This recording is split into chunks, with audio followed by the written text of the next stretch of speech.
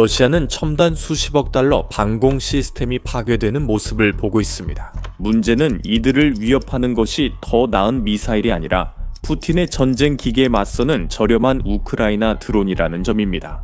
우크라이나는 러시아와 전선에서 하늘을 장악하기 위해 끊임없는 드론 군단을 활용한 전략적 작전을 펼치고 있습니다.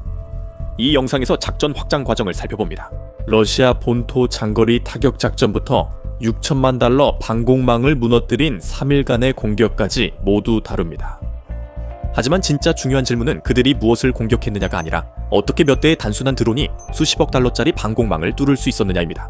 러시아 방공망 붕괴는 2025년 11월 말 전선 미사일 포대 폭발로 시작된 것이 아닙니다. 몇 달 전 러시아 영토 깊숙한 곳에서 대담하게 시작된 작전으로 현대전의 기준을 새로 세웠습니다. 수년 동안 우크라이나 도시들을 괴롭힌 특정하고도 무서운 소리가 있었습니다. 바로 투포랩, 95와 투포랩, 22M3의 깊은 굉음이었습니다. 전략 폭격기들이죠. 하늘의 거인들과 냉전 시대 유물들은 러시아 본토 수천 킬로미터 밖 비행장에서 이륙했습니다. 이 폭격기들은 아파트, 발전소 등 많은 생명을 파괴한 순항 미사일을 운반했습니다. 러시아 방공망은 이 자산 보호를 위해 구축됐습니다. 2025년 6월 초 우크라이나는 방어를 넘어 정면으로 주먹을 내질렀습니다. 스파이더웹 작전은 1년 반 넘게 준비되었고 볼로디아 미젤린스키 대통령이 직접 감독했습니다. 목표는 단순했지만 엄청났습니다. 러시아의 장거리 폭격기 전력을 무력화해 우크라이나 파괴를 막는 것이었습니다. 계획은 방어선을 공격하지 않고 몰래 통과해 러시아 본토를 타격하는 것이었습니다. 이는 러시아 깊숙이 자산을 배치하고 공격 명령을 기다리는 대규모 전술 걸작이었습니다. 2025년 6월 1일 117대의 1인칭 드론, 이 작동해 여러 곳을 공격했습니다. 대신 이 드론들은 러시아의 5개 시간대에 걸쳐 있는 5개 주요 공군 기지를 동시에 타격했습니다. 무르만스크 북구권에서 극동 아무르 지역까지 드론 군단이 체계적으로 투입됐습니다. 가장 충격적인 목표는 시베리아 벨라야 공군 기지였습니다. 이곳은 우크라이나에서 4,300km 떨어져 일본에 더 가까우며 러시아군은 이 거리를 안전장치로 믿었습니다. 아무도 그곳에 도달할 수 없다고 했지만 스파이더웹 작전이 그 생각이 틀렸음을 증명했습니다. 이 작전은 단순함이 천재적이었습니다. 드론은 부품으로 분해돼 러시아 내에서 비밀리에 재조립됐습니다. 그 드론들은 여러분이 상상할 수 있는 가장 평범한 장소에 숨겨졌습니다. 일반 나무 오두막의 지붕 안에 감춰지기도 했고 대형 상업용 트럭의 뒤에 실려 이동하기도 했습니다. 그들은 내용도 모르는 러시아 트럭 운전사들을 고용해 숨겨진 발사 장소로 이동시켰습니다. 공군 기지 인근에서 폭탄을 실은 드론들이 말벌떼처럼 몰려나왔습니다. 우크라이나 추종사들은 실시간 영상과 러시아 민간 휴대전화 네트워크로 드론을 조종했습니다.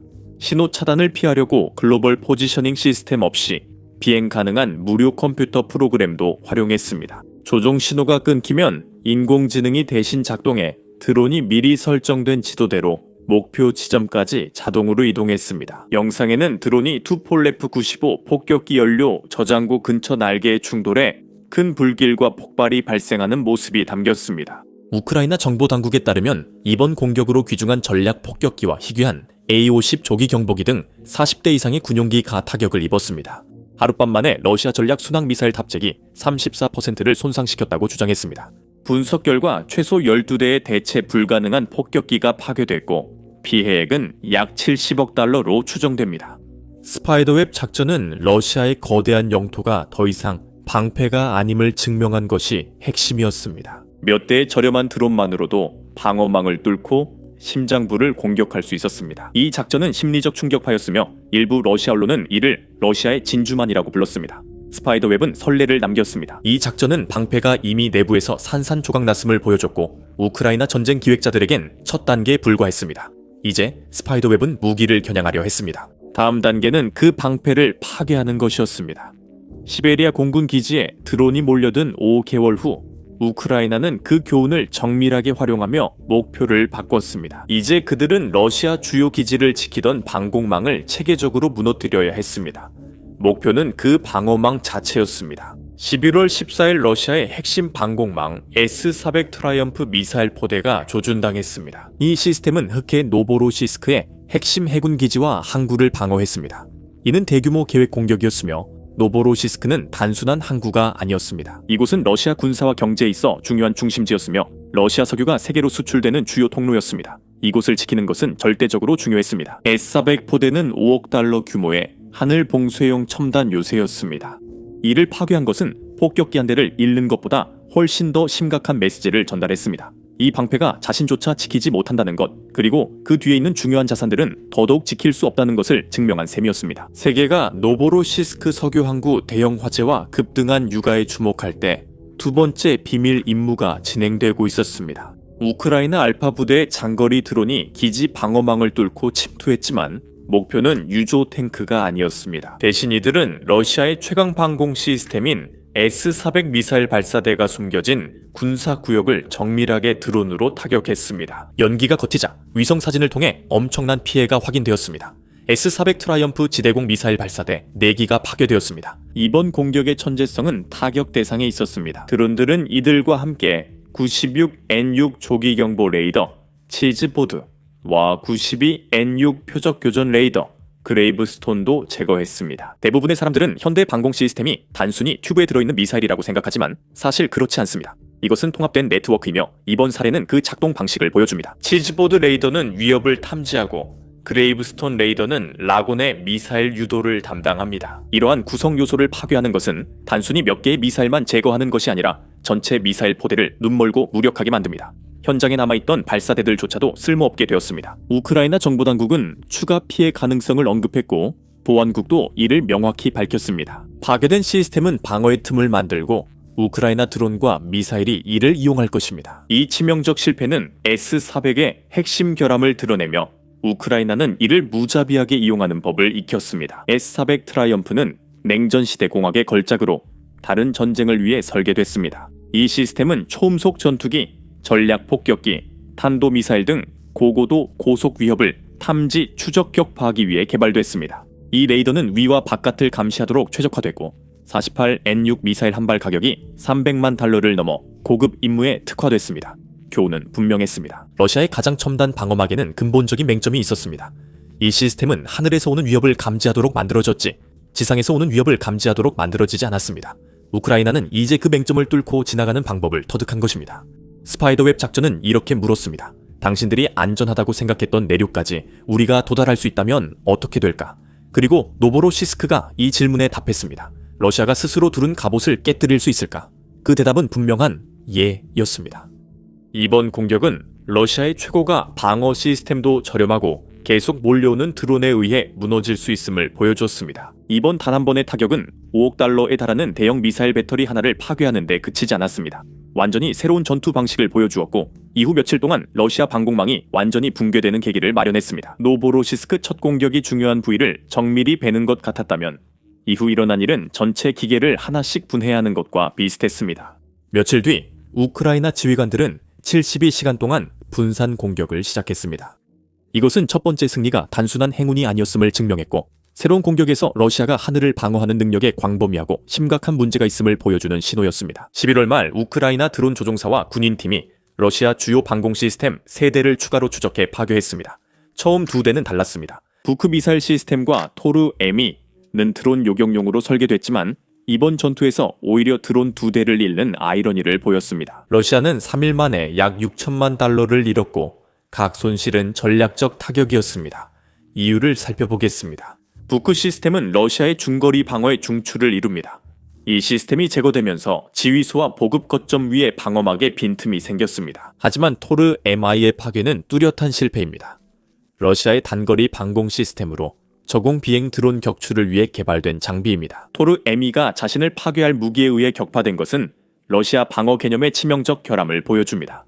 토르 M이는 2개 표적만 동시에 추적 교전할 수 있습니다. 우크라이나는 이를 활용해 단순하고 강력한 포화 공격 전술로 발전했습니다.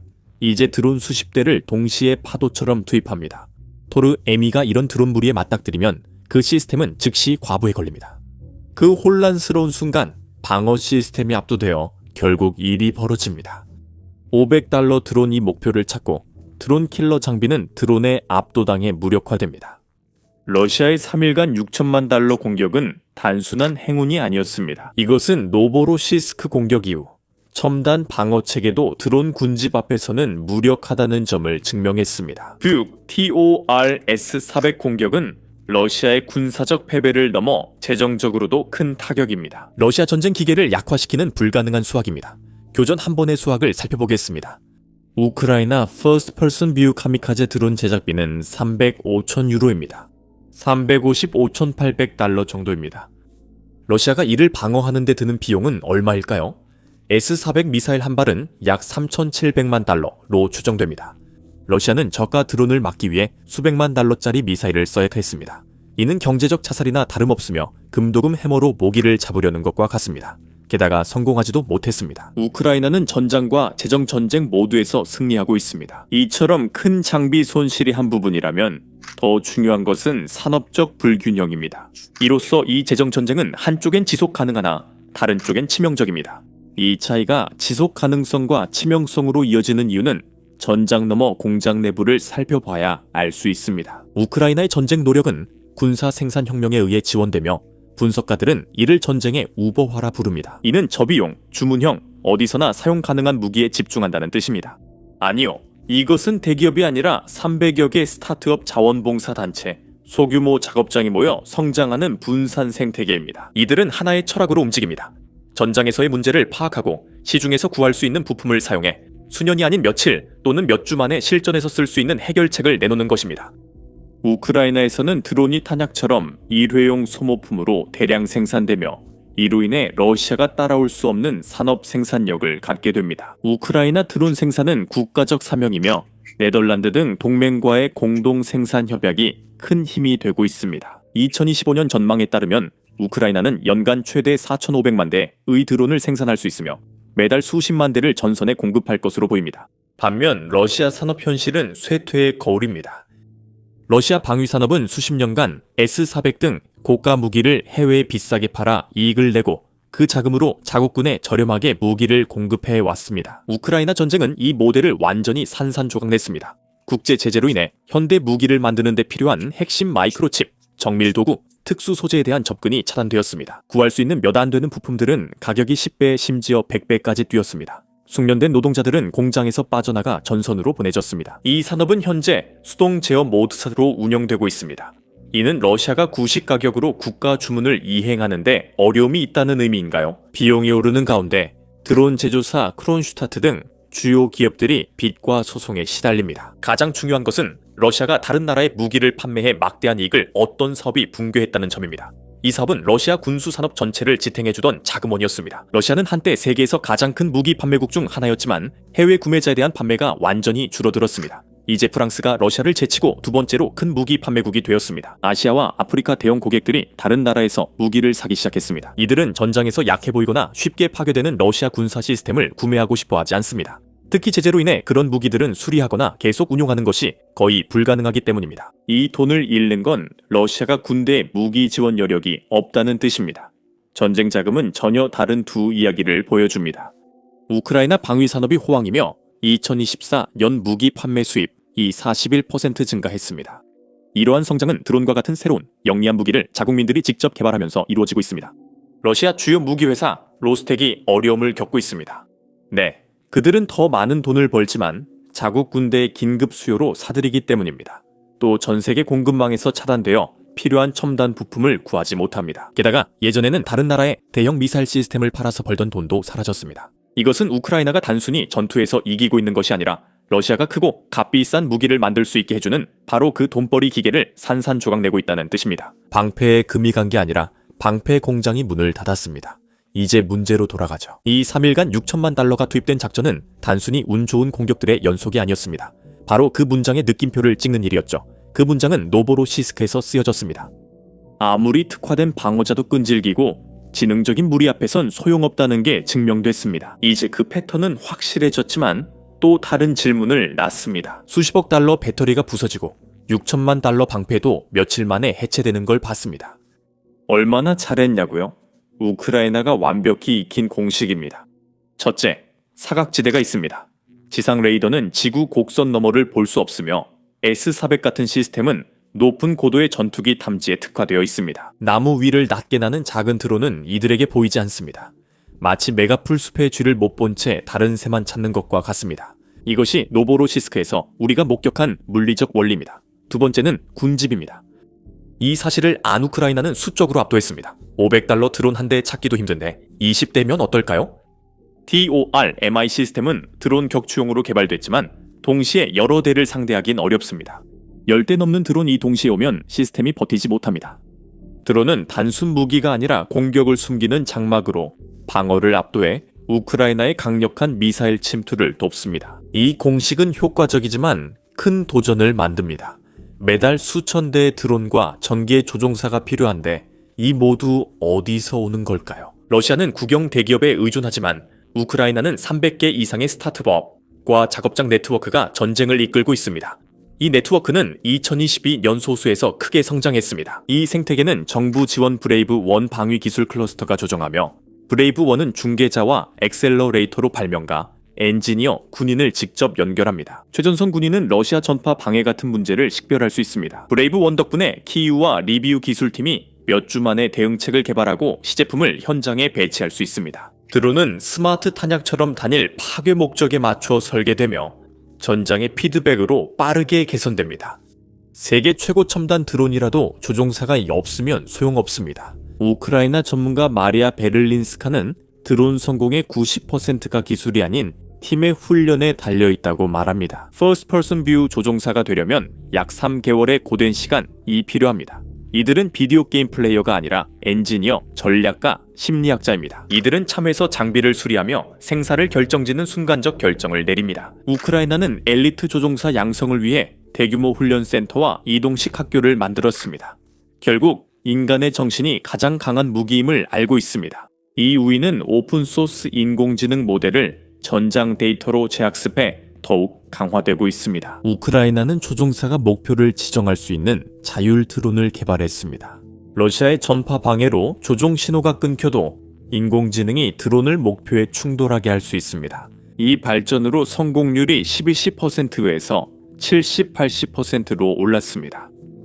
이로 인해 유망했던 무기가 신뢰할 수 있는 정밀 유도 사냥꾼으로 변모했습니다. 러시아 방패의 치명적 결함은 기술 문제가 아니라 근본 철학의 불일치입니다. 러시아는 20세기 중앙집중산업전쟁, 우크라이나는 21세기 네트워크, 창업가식 전쟁을 하고 있습니다. 값싼 드론, 참신한 아이디어, 숙련된 조종사만 있으면 첨단 기술을 언제든 무너뜨릴 수 있습니다. 러시아 방공망과 전략 폭격기 파괴는 목적이 아니라 필수 첫 단계, 즉 외벽을 뚫는 과정이었습니다.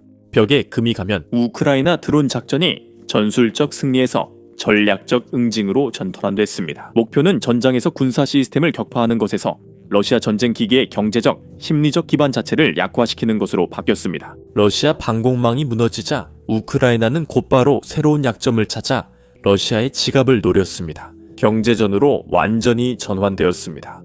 우크라이나는 장거리 드론으로 러시아 석유와 가스 시설을 지속적으로 공격하기 시작했습니다.